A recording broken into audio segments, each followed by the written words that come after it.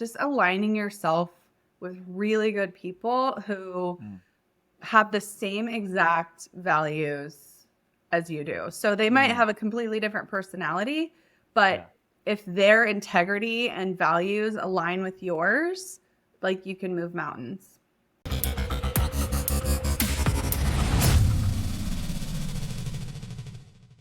All right, everybody. Thank you for joining us again on the On the Exit podcast. I am your co-host, Caleb, and I'm here in the studio with Aaron. Welcome, guys. Thanks for joining us for another episode. Yeah, we're really thrilled to have our amazing guest on today. This is a lady who has conquered business in multiple different fronts. Her name's Andrea Foley. Andrea, nice to have you here. Thanks for having me. I'm excited to be on. Yeah, we are super grateful that you decided to join us on the Exit podcast. Andrea has started multiple successful businesses, is in the process of starting a really new, exciting venture, her and her husband together. And we're super thrilled to be able to glean from her wisdom and experience. Andrea, you started your first business right out of college, right? Age 25? Yeah, pretty much. 25, I was working, full time as a manager and started my first business out of my basement. So Yeah, with a $2,500 credit card. Amazing. I've been there. Yep. Tell us a little bit about your first business. What was that? I mean, I know, but I'm excited for our listeners to hear. So it was washing other people's poopy diapers for them. So I started a cloth diaper service before I had children. So I didn't even have children. And just decided like, hey, I don't mind doing laundry and I can afford this. I think it's a need in the community.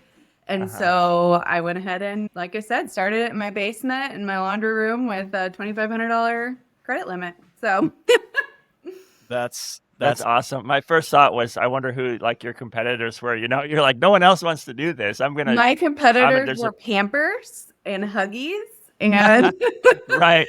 Just these tiny little companies that I was sure with. Yeah, you were taking on the Titans, right? Like the Titans of the industry. That's pretty bold. So I know you said you saw a need there. I would love to hear more about what led to like your realization that was a need. Like, is there a story? Is there some kind of moment where you realized? I don't get to tell this story very often, but I actually was, so I knew nothing about diapers because I didn't have kids at the time. And my sister-in-law and I were like, oh, we could make little like disposable diaper cakes and sell them. That was like our initial thought, right? So we went to this local baby boutique, and we're like, would you sell our disposable diaper cakes? We'll make them, put them on display, and then you can like take a cut of it.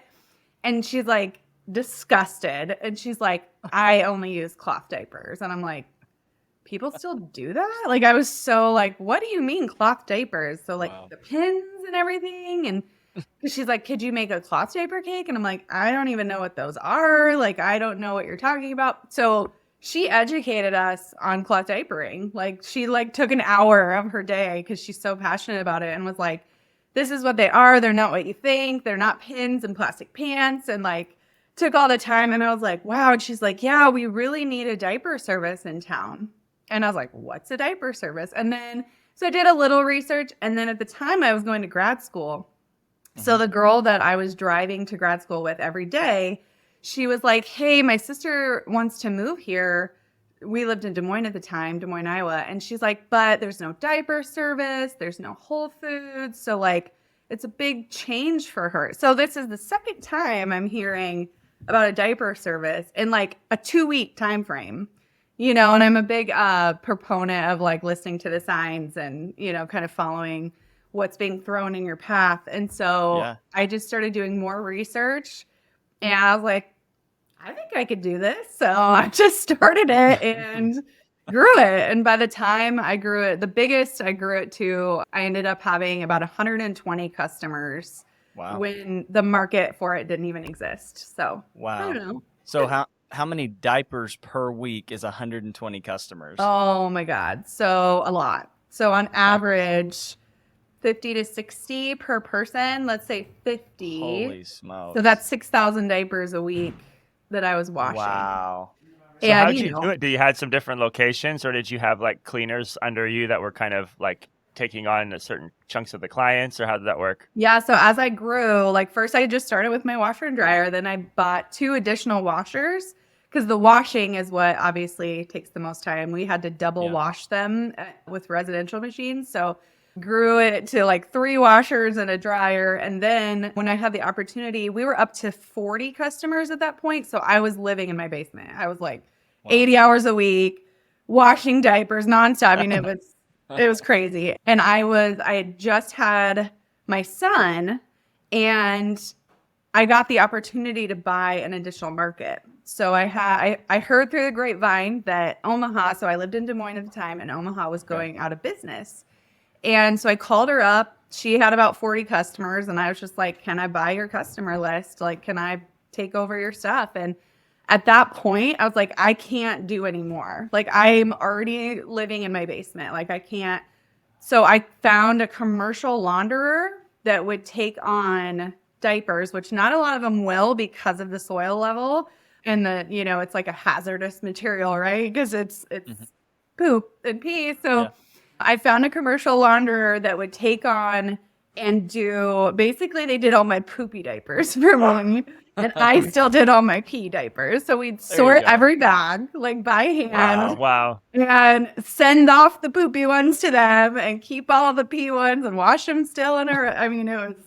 And so then by the time we decided to, we grew and we opened our retail location, we actually then leased out our first space, bought our own commercial laundry equipment, and were able to bring everything back in-house. So that was kind of the interesting growth. Such a glamorous start to your entrepreneurial Very career. Sexy. Right?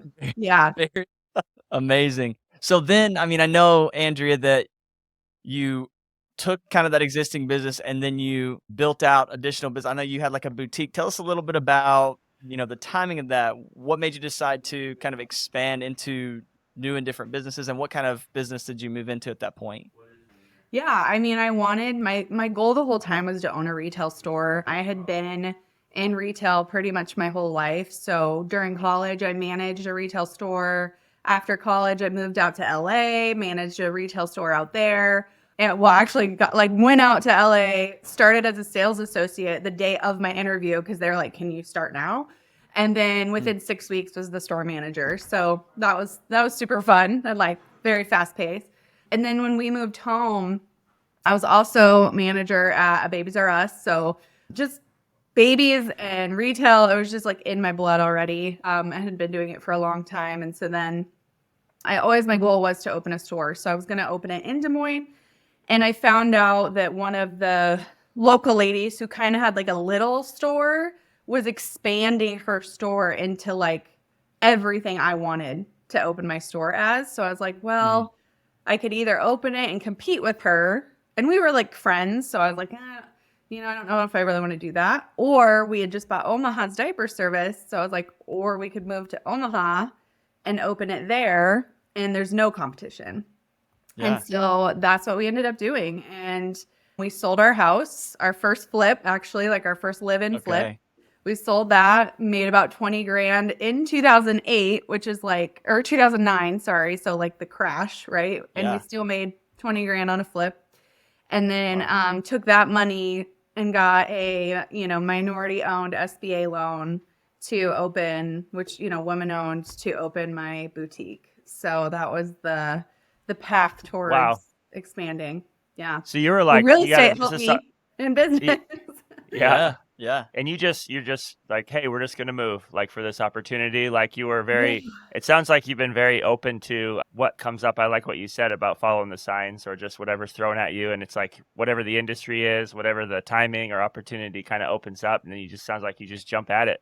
Yeah, and it made sense for us logically because my family was in Des Moines, but my husband's family was in Omaha. So we had support for family in both places. We had the diaper service in both places. There was no competition in Omaha. And my husband could actually transfer his job to Omaha as well. So it just kind of all was like, well, we could do it. And so my husband was like, yeah, I'm on board. Let's sell our house. Let's move. And at the time, we only had one kid. So it wasn't like super stressful to do that at the time, but Yeah. yeah, we just risked it all and did it. So yeah.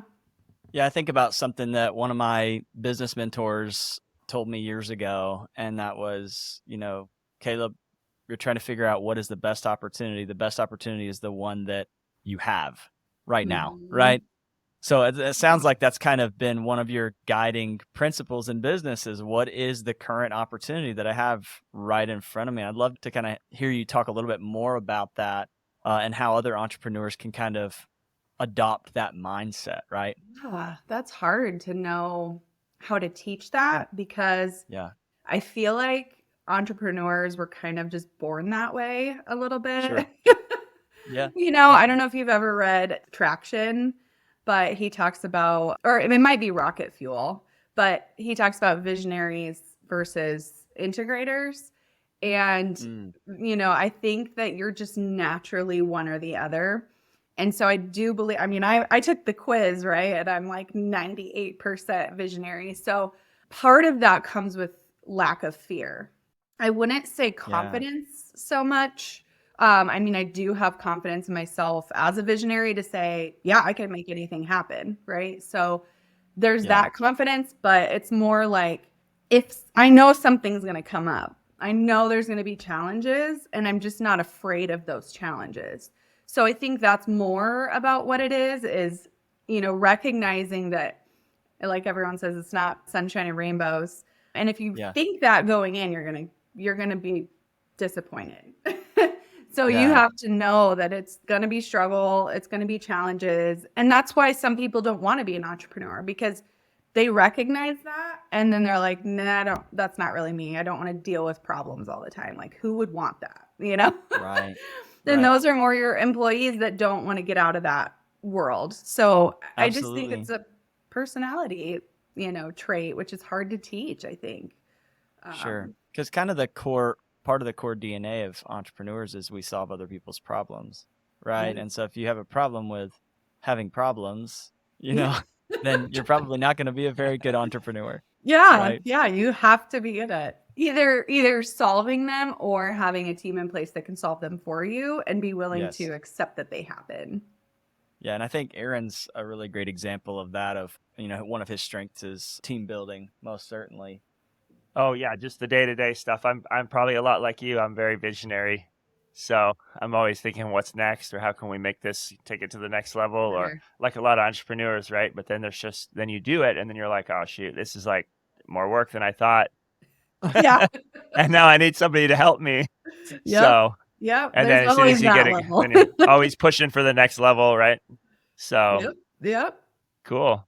So from age 25 basically on, you've just been self-employed and have run your business ventures and have Yeah. just And I've been really fortunate to have a supportive spouse that whole time to where he was like, if you really want to quit your job and start this dirty diaper business, like, he's like, I will support you, but I am not helping you. Yeah. He's like, I'm not washing poopy diapers, babe. No, I'm and sorry. sorry, Why but not? No. so, That's funny.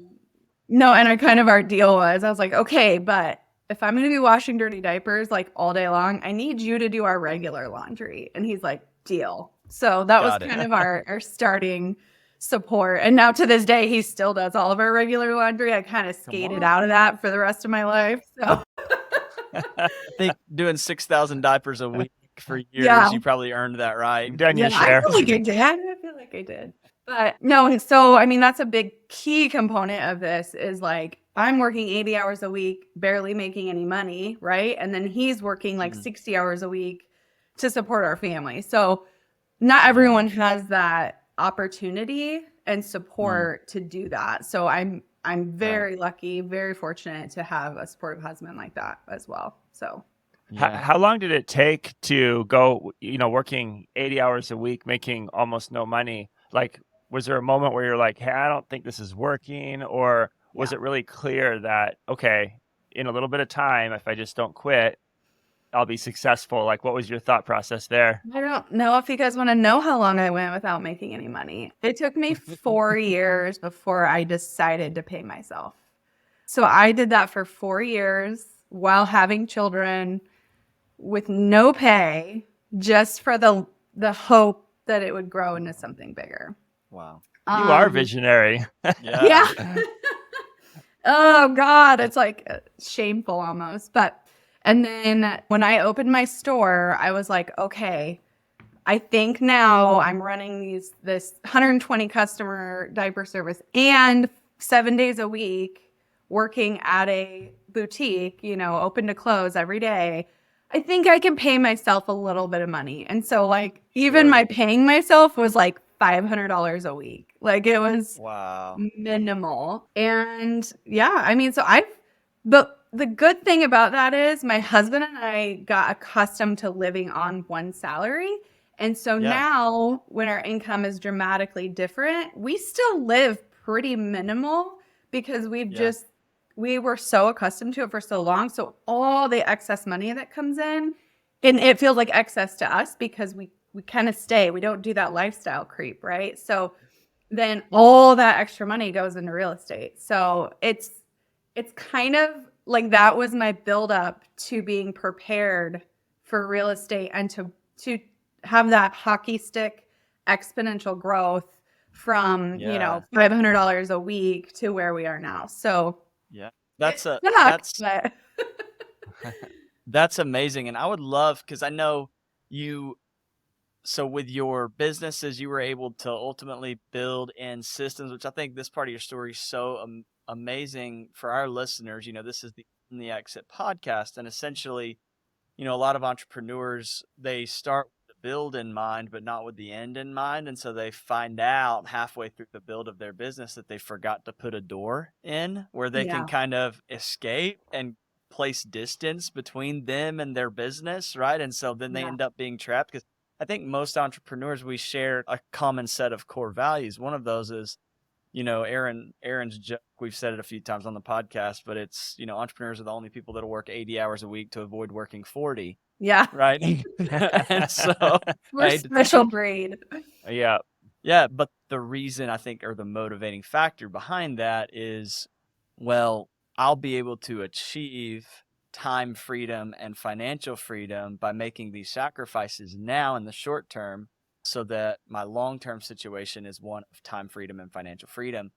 But then you build this big business, and for a lot of entrepreneurs, what they find out is they end up simply being trapped and bound to and kind of handcuffed to that business because it's so dependent upon their active involvement. And what I love about your story is how you were able to successfully integrate systems into your business where you were able to become absentee from your business, and it continued to generate income and revenue for you. Yeah. And so I'd love to hear a little bit about, how'd you do it? Because I think that would be a huge benefit to our listeners. And then how you then began to roll that over into creating passive income through real estate, which is an amazing part of the story as well. Yeah. So it all started so at the birth of my second child, I was running the store 7 days a week.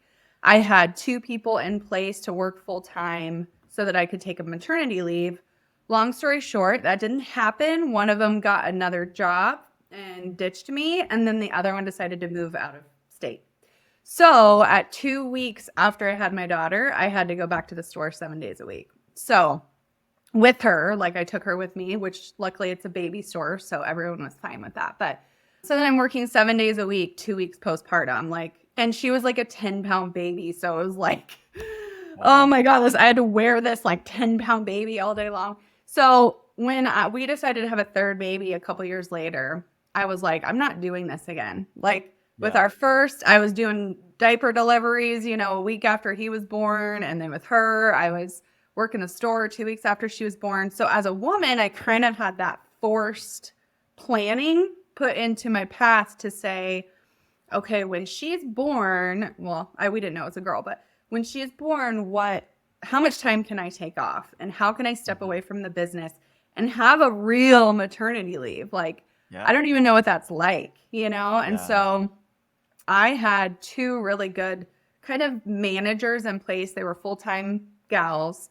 And essentially I gave up additional income to myself in order to hire and put in place managers and leaders to take over the role that I needed them to fulfill and fulfill my shoes so that I could step away for the, I took 7 weeks with her. So like that was Amazing. huge, right? Like Nice. for me, oh, it was like so different than Yeah. being able to. And I went into the store like maybe once a week, but just to be like, oh, I need this and I need this and I'm going to go back home. Like it wasn't to run the store. It wasn't to help my staff. And so for me, it was just that planned deadline of here's when I'm going to have a baby. So I need to make sure prior to that, I'm putting people in leadership roles, empowering them and getting them set for my absence and knowing that they have the authority to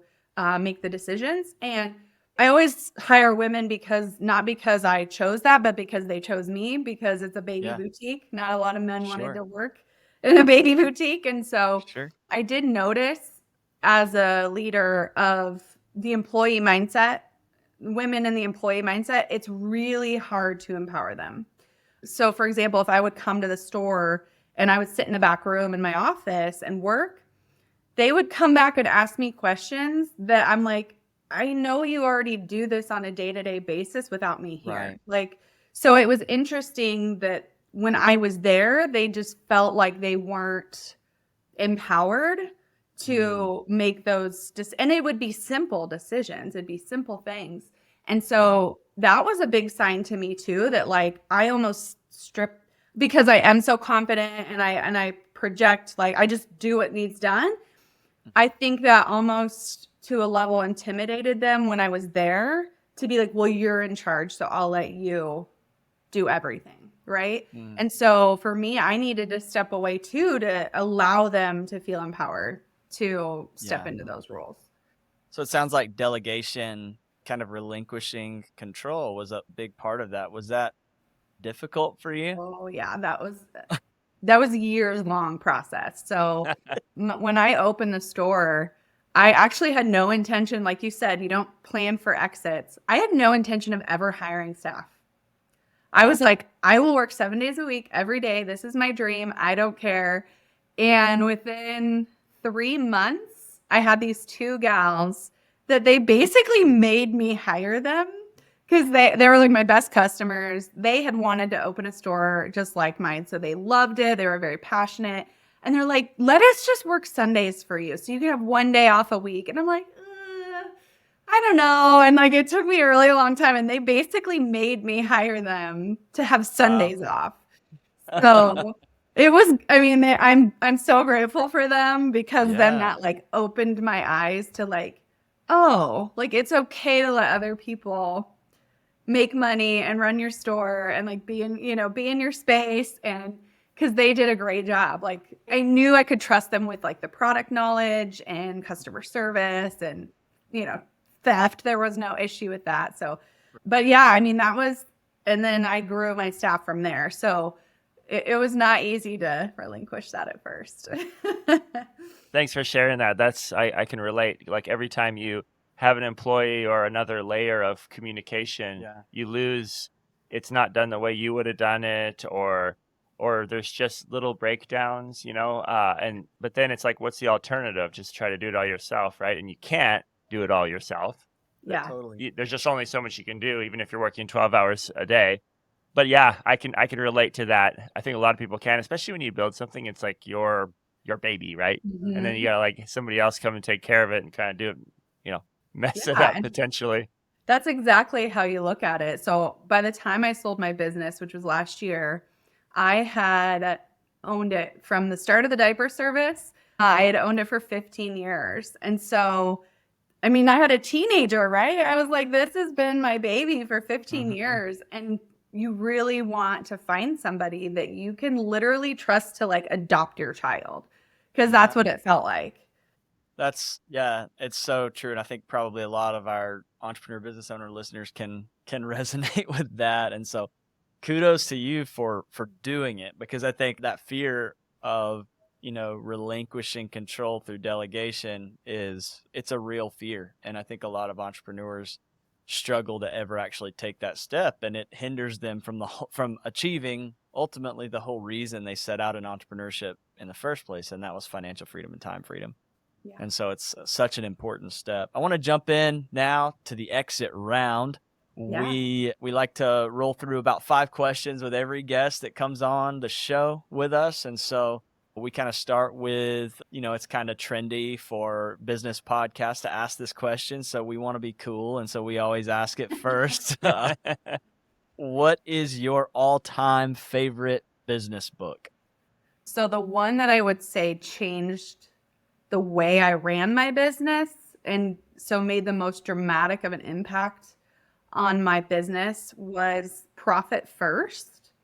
And like I told you guys, I went 4 years without paying myself. And he's I wish I would have read that book first, because he's a big advocate of paying yourself first, taking profit, and then dealing with what's left over, because we can always make it happen, right? So if we have 10,000 in our bank account, we'll spend the 10,000. If we have 8,000, we can get by on the 8,000. So it was just such a simple concept, and it like totally opened my eyes. And he talks about like separating out bank accounts and all, and I to this day I still do all of it with both business, personal, any new real estate asset that we buy, which to me is a business. Just that's how I run all of it, because I'm like, this isn't my money, but this is my money, and just segregate everything. And it's changed my business. That's awesome. That's awesome. Number 2. So what percentage of your income would you say is passive versus active? I know you're obviously very active in businesses, but then you have some real estate and things like that. Curious how that works, how that breakdown is for you. Yeah. So when I sold my business, I sold it on seller financing. So that is a passive income for me. All of our real estate, even though I am a sponsor and I'm active and I'm dealing with it, I consider it all passive. So for me at the moment, I would say 100% of my income is passive. Now, my husband has a W-2, but for me, 100% of my income is passive.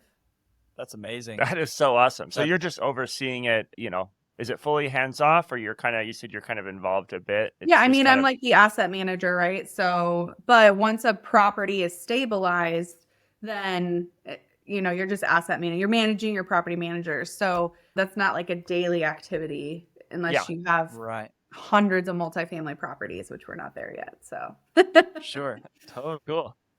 Yeah. So maybe this is not as relevant for you since you are quite passive, but you could either answer it based on the past in your business or right now. But what's one thing that you wish that you could do more of, but your business commitments hold you back or held you back? I mean, there's still things that hold me back. And I would say, so right now we are kind of at a bottleneck of wanting to pursue more hotel conversions, because that's kind of our niche. And then we're also going to, grow this franchise. And so our bottleneck at the moment is people, bringing people in and setting things up right from the get-go.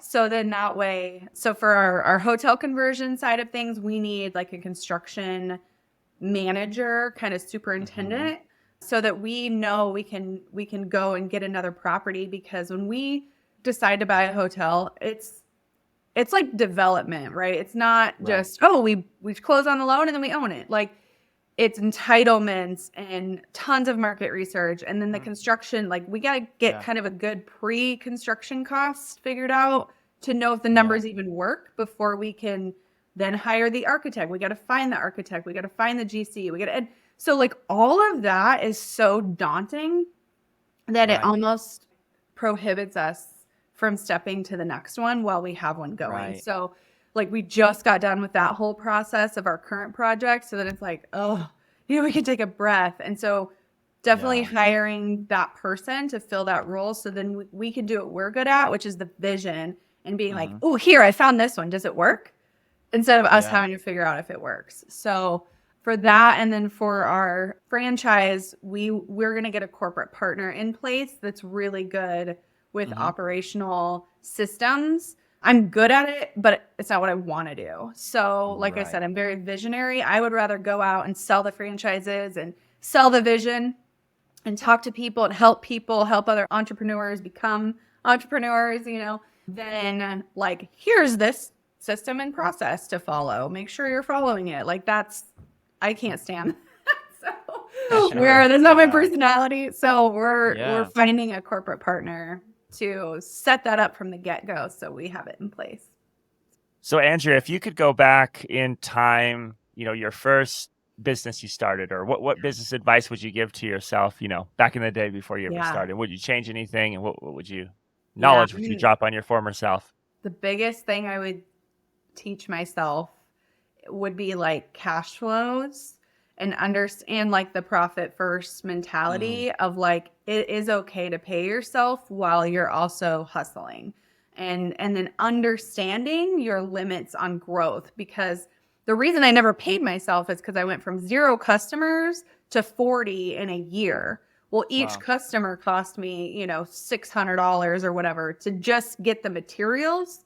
So then my break even on that customer, was like 3 months. And then, so it just, because I kept growing, I had no money because I was self-capitalizing. So if you can be properly capitalized and then plan for growth, I guess, because if you don't plan for growth and you're like, I'll just try it, like, then you'll be stuck in that cycle of like, I can never pay myself because I'm growing. Right. So, yeah. Wow. Yeah. So last question, what is your strategy for creating time freedom and financial freedom for yourself? Share 1 or 2 strategic tips. Man.